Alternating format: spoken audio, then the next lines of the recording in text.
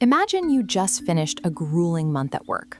Your employer says they're paying you $2,000, but when you check your bank account, you only see $1,456. The rest disappeared before you even touched it. Federal income tax, state tax. We pay these because they are the mandatory cost of civilization. This money builds roads, funds schools, and makes sure your local restaurants aren't infested with rats. Then there are the specific deductions. Social Security is essentially the government forcing you to save for your own retirement, taking a cut now to pay you back later. Medicare, on the other hand, is a health insurance tax meant to support older citizens or those with serious health issues. Because your physical labor is instantly penalized before the cash ever hits your hands, you have to ask yourself, what exactly are you sacrificing your time for? A dollar bill has the exact same intrinsic utility as a stick you find on the ground. The only reason paper can buy you a meal and a stick cannot is that society collectively agreed to pretend the paper has worth. Pick up a standard rock, and it's practically worthless. But if that rock happens to be shiny, rare, and yellow, we call it gold. It isn't inherently useful to your survival, but humans desire it, so we place a massive premium on it. To generate modern wealth, you have to engineer that same desire. Steve Jobs didn't dig up gold, he organized materials into an iPhone. He created something society desperately wanted, prompting millions of people to hand over thousands of dollars for that manufactured worth. Whether you are holding a physical dollar or trading a digital asset like Bitcoin, the rules are identical. Central banks and governments regulate the supply to keep the illusion intact. If they print too much, the trust evaporates, and your cash becomes monopoly money. Money is a purely social construct.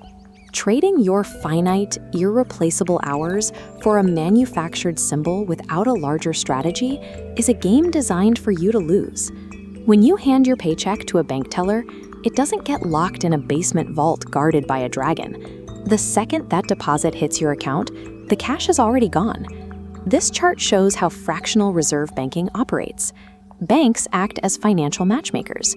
When you deposit $1,000, they keep a tiny fraction, maybe $100 on hand. The other $900 routes immediately to someone else who wants a loan to buy a jet ski. The math holds up only under the assumption that everyone won't ask for their money back simultaneously. When that assumption breaks down, like in 2008 when panicked customers lined up to withdraw the entirety of their accounts, the entire matchmaking system crumbles. To decide who actually gets access to the money they lend out, banks rely on a shadowy algorithm, the credit score. It's a 3-digit number that dictates whether you get a mortgage or a punishing interest rate. That score doesn't care how rich you are. It tracks variables like your payment history and how much available credit you're currently using. Lenders only want to measure one thing. If they give you money, are you reliable enough to pay them back with interest? The banking infrastructure takes the capital generated by your physical labor and uses it to fuel an economy built entirely on engineered trust, keeping consumers locked in a perpetual loop of borrowing and lending. If you participate in this loop, you encounter interest. Think of interest as the rent money charges to exist in someone else's hands. When you borrow, you pay that rent. When you save or lend, you collect it. This visualization contrasts the two main types of interest. On the left, simple interest behaves like a flat fee.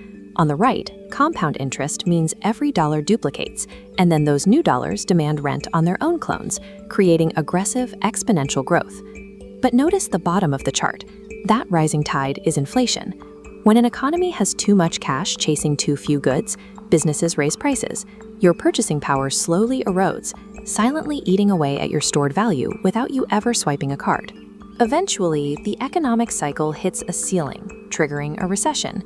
These are painful but necessary resets where expansion stops, companies cut costs, jobs vanish, and consumers stop spending money on things they don't really need. Governments try to manage both of these extremes.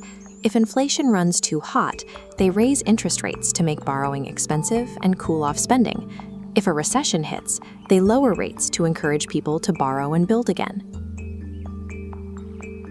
Because interest, inflation, and recessions apply constant friction to the economy, letting your cash sit idle in a standard checking account guarantees your wealth will mathematically bleed out over time. The only mathematical defense against this constant erosion is investing. Investing is what happens when your money stops sitting around and starts working for you. You stop trading your limited time for a paycheck, and you start trading money for more money. You do this by acquiring productive assets. You buy stocks, which are tiny ownership slices of companies. You buy bonds, loaning your cash out for guaranteed returns. Or you buy real estate, securing physical property that someone else pays to live in. Putting your money into these vehicles involves risk, and the markets will inevitably fluctuate. But short-term market drops are temporary. The theft of your purchasing power by inflation is permanent. True financial security requires shifting your capital out of a depreciating currency. You have to move it into assets that continue to grow completely independent of your physical labor. But to make those assets work, you need the single most important, yet strictly finite, variable in the wealth equation: time.